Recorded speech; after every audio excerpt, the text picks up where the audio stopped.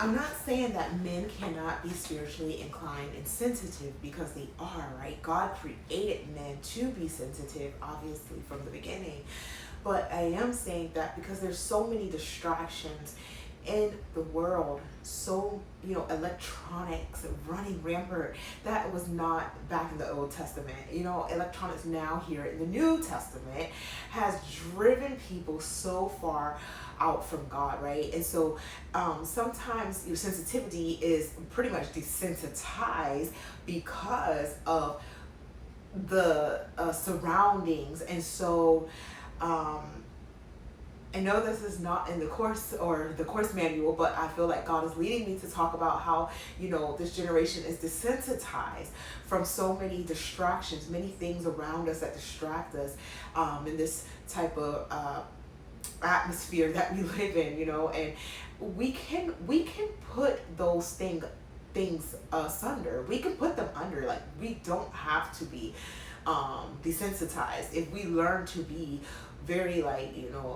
disciplined. Be disciplined and put your phone away most of the time.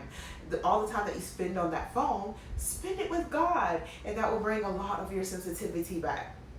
And so men are meant to be sensitive. Women are too, but there's a different type of sensitivity that God has given, as you can read from Genesis 2:23. So we're going on to the next portion, where it talks about why is marriage important to God. Marriage brings two people together to create a sacred covenant. But what are covenants? What are they? Let's start from a dictionary. Covenants, according to Oxford Dictionary, a covenant is an agreement by lease, deed, or other legal contracts.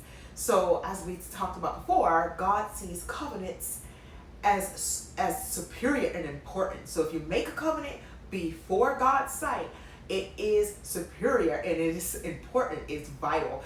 God doesn't take covenants as less than. He's very big on covenants. And so a covenant is legally binding in the kingdom of God. A covenant is the same as it is in heaven and on earth. If you indulge in a covenant such as marriage, God is legally, and of course the marriage must be from God himself, because the devil can send marriages. God is legally binding you to that one person. A marriage sent by God is binding. It should not be broken through divorce. There are reasons